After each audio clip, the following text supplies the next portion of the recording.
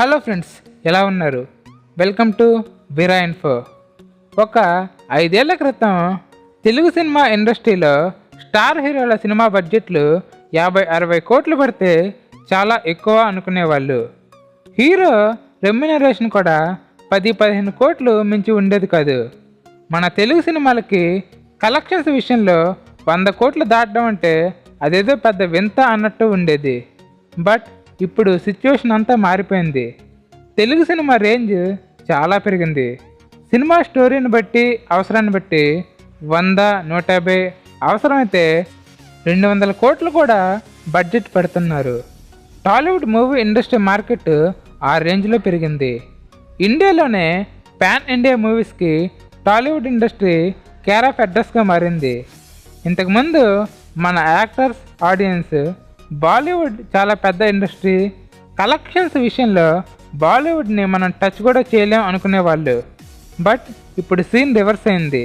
మన తెలుగు డబ్బింగ్ మూవీస్కి, అలాగే డైరెక్ట్గా రిలీజ్ అయ్యే మూవీస్కి బాలీవుడ్ జనాలు తెగ ఫిదా అయిపోతున్నారు. యూట్యూబ్లో హిందీలో డబ్ అయ్యే మన తెలుగు మూవీస్కి కోట్లలో వ్యూస్ వస్తున్నాయి. మన తెలుగు హీరోల రెమ్యునరేషన్లు కూడా ఇప్పుడు బాగా పెరిగాయి. స్టార్ హీరోల నుంచి యంగ్ హీరోల వరకు అందరూ సినిమాల మీద కోట్లు సంపాదిస్తున్నారు.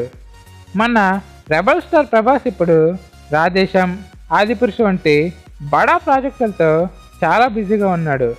మన టాలీవుడ్ ఇండస్ట్రీకే కాదు, ఇండియన్ సినిమా ఇండస్ట్రీకే ప్రభాస్ రెబల్ స్టార్ అయ్యాడు.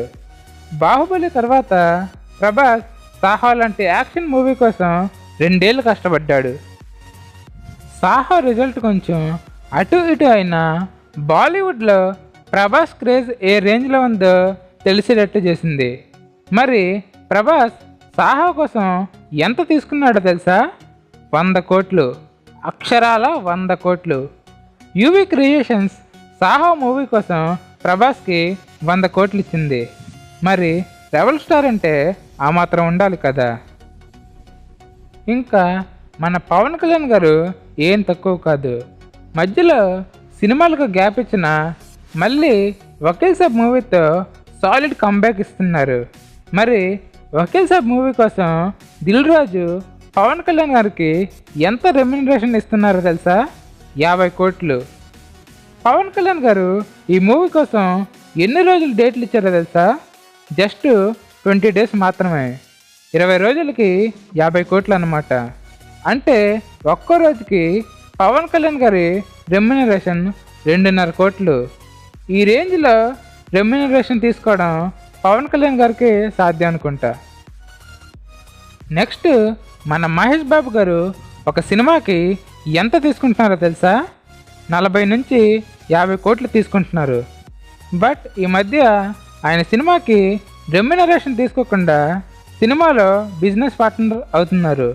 అంటే ఆయన యాక్ట్ చేసే movie Hindi dubbing rights, satellite rights తీసుకోవడం, ఇంకా మూవీ ప్రాఫిట్లో కొంత షేర్ తీసుకోవడం చేస్తున్నారు. అలా కూడా 40-50 కోట్లు సంపాదిస్తున్నారు. మరి మహేష్ బాబు గారి మూవీ హిట్ అయితే ఆ సినిమాకి కలెక్షన్స్ ఒక రేంజ్లో ఉంటాయి. అందుకే ఆయనకి ఆ రేంజ్లో రెమ్యునరేషన్. మొన్న రిలీజ్ అయిన సరిలేరు నీకెవరు మూవీ శాటిలైట్ రైట్స్ కూడా 40 కోట్ల వరకు వచ్చినట్టు టాక్.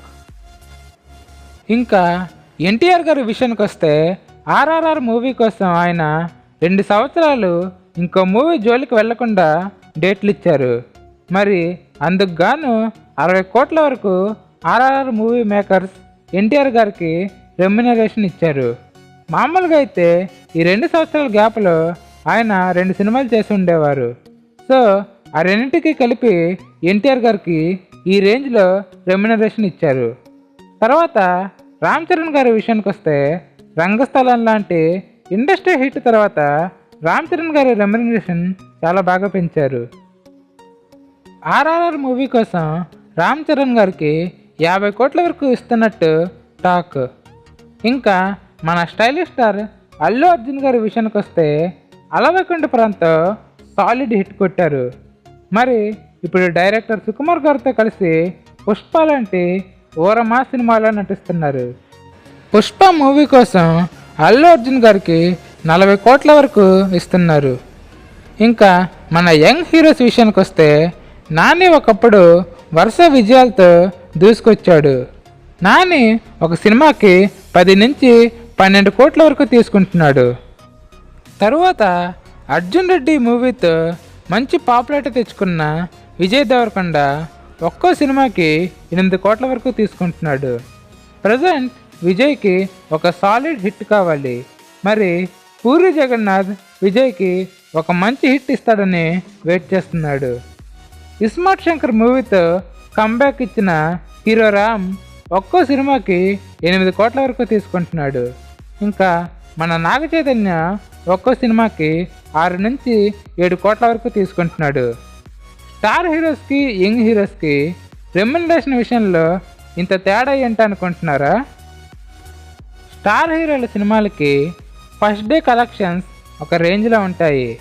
సినిమా బాగుంటే ఫస్ట్ డే కలెక్షన్స్ 20 నుంచి 30 కోట్ల వరకు ఉంటాయి.